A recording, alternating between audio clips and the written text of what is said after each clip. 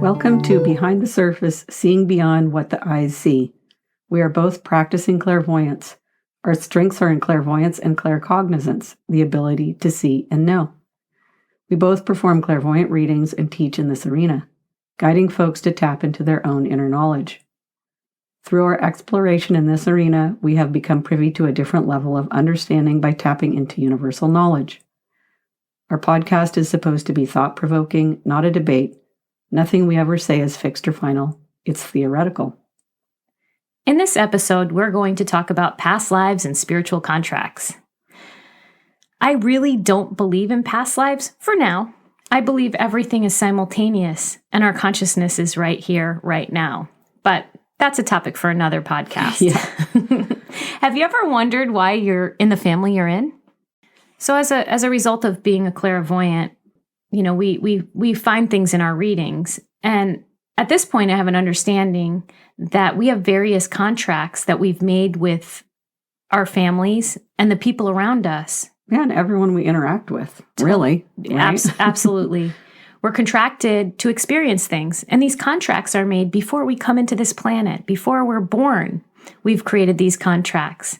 Even the clerk at the checkout line might be a part of your contract. Not might be, they are. Right. And some say we pick our parents, for better or for worse, right? So we can learn from the hard stuff, or we can become a victim to that, right? Totally. A lot of people get stuck in victimhood. Mm-hmm. Our contracts are about our evolutionary growth. Mm-hmm. And, you know, we decide whether we want to grow or not. Right. Yeah, I have a good example. I never wanted to be a parent. I never wanted to be a mom.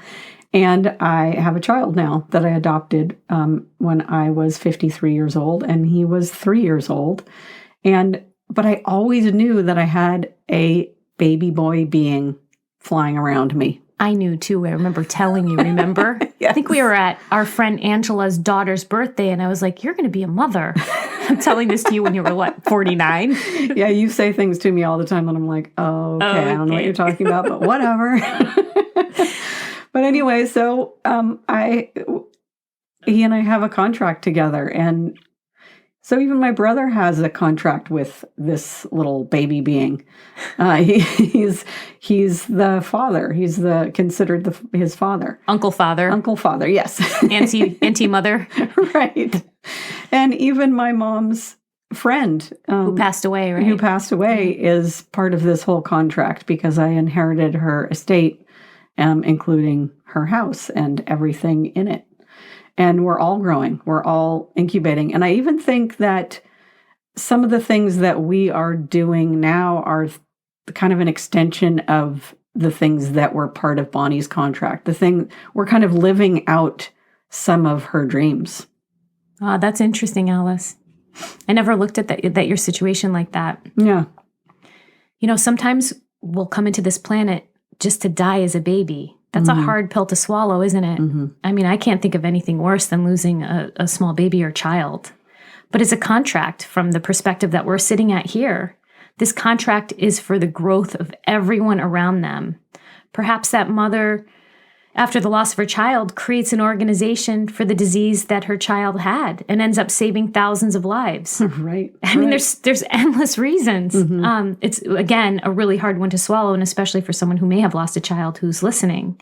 You don't have to take what we're saying as truth. Again, everything here is theoretical. But the people who are left behind get to decide to crawl in a hole or bloom. It's a part of our collective journey. Right. Yeah. So Emmett Till's mother, Emmett Till was the young Black man who went from Chicago down to the South and ended up getting killed, brutally murdered. When was this? I don't know this story. I think it was the 60s. Okay. I'm not totally sure about that. But afterwards, she asked God why he took her son away. And God told her, he wasn't yours, he was mine. Huh. And I thought that was pretty amazing. And she was such a strong and amazing woman. Wow. Interesting. That's an interesting story. Yeah. And, you know, history is repeating itself over and over and over until we learn. I mean, that's unfortunate. Lisa, what do you think about soulmates? I know you have so many opinions on this. You mean soul mates? Mates. With the emphasis on mates. So in readings, in my clairvoyant readings, I see this a lot. Someone will talk about meeting someone they feel this really strong connection with, and they want me to look at them.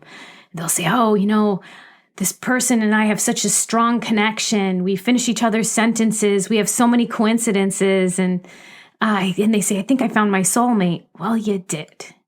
In most cases, they should remain your mate, meaning a friend.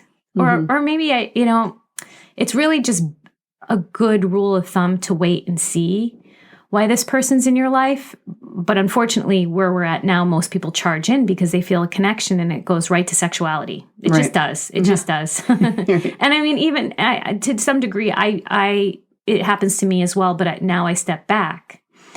Past life mates often come into one another's lives to maybe point a direction out. Like when I find that soulmates come in when I'm at a crossroads, and they may say something or bring something to my attention that directs me in the place I'm supposed to go.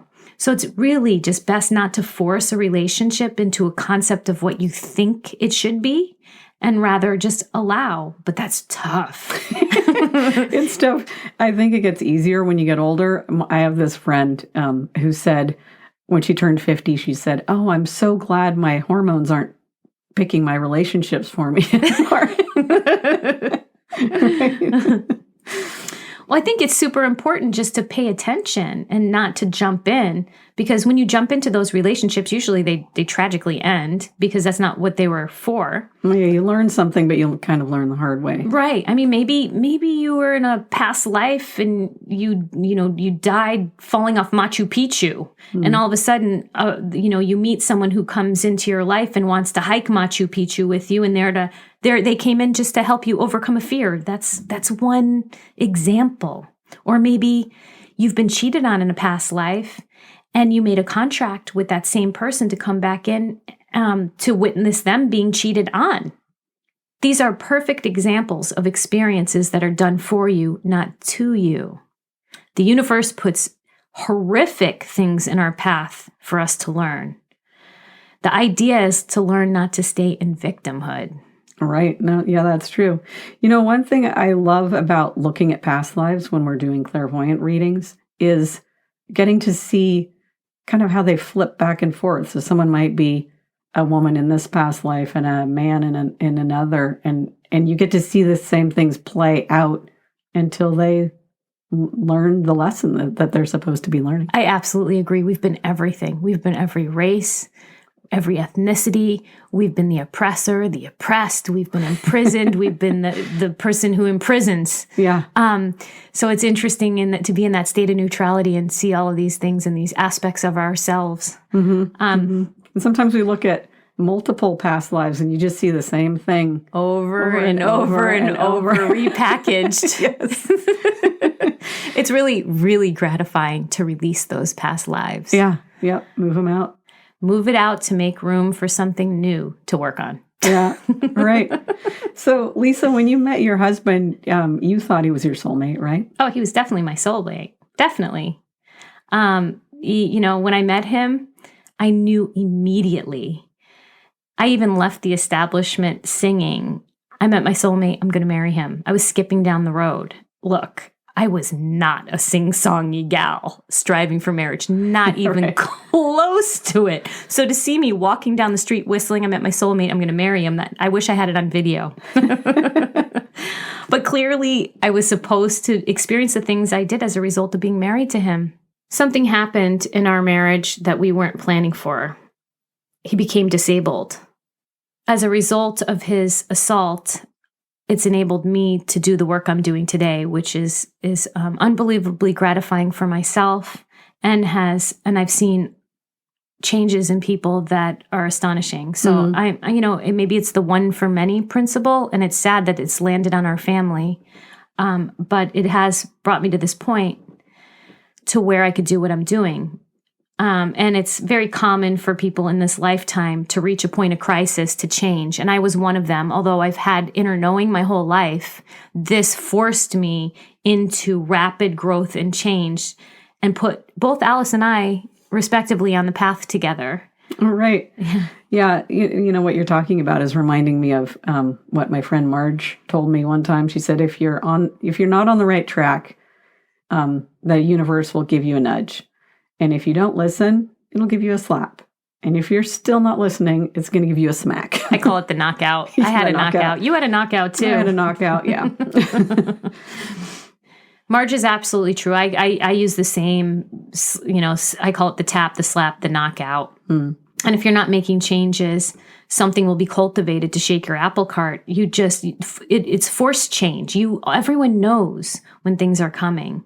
But, maybe you're just in resistance to changing, but something will come and force you to face it. Like, something simple like your child could get expelled from school, and then maybe your kid gets caught using drugs. Next time, maybe they get in a car accident. And that's how things can escalate and change. And maybe you have to then put the focus on your parenting style where you were, not thinking about it before. Everything needs to change. That's the one thing that we have as a truth in life is change and movement. And if you don't change, you're going to get knocked out. Right. Yeah. Mine was getting robbed at gunpoint was my smack. Yeah, I guess so. Yeah. So my intuition was telling me to turn around and I wasn't listening to it. And after that happened, I went to school to learn how to use my instincts better. And this is the work I feel like I'm supposed to be pursuing. I think that's why that happened. It pushed you in that direction. Yeah. Now we're on the same road together. Mm-hmm. Yeah. In our clairvoyant readings, Alice and I both look at contracts for people and why certain people are in our readees' lives and why we chose our parents. It's really fascinating to see. I mean, sometimes people will be met up against such resistance with certain family members, and then we'll do a reading and we'll look and we'll find a past life that was the reason why they couldn't get along or certain situations were never resolved. You could sit in a therapist chair for 15 years and not find this. I mean, Right. If they found a hypnotherapist, they'd probably be able to pull it out or started meditating or doing a number of things. But it's just amazing to me, and I'm never bored of it. Right. Yeah. A lot of contracts are based on past lives that are expressed on this earth. Yeah, and beyond. But And beyond. That's another podcast. Right. The hard part is knowing when you're done with the contracts. Oh, right. Yeah. We don't have all the answers, right? Yeah. Sometimes a breakup is the end of a contract. People are heartbroken, but it's because they're done. Yeah, it's amazing. It's the truth. For me, I just recently went to a Breathworks seminar, and it's not something I commonly practice. But as a result of being in this different state, which is slightly different from our clairvoyant space, I felt like it opened a different portal. But I saw that my contract with my father was over. At least the major aspects were over. That doesn't mean we're done with each other. Right. We're still here to support, right? Exactly. Right. We're still here to support one another. If one of us were to go tomorrow, though, I know that we both learned what we needed to learn from one another. So that's awesome. When they say, you have to finish your karma with people. Well, I know I've completed that with my father.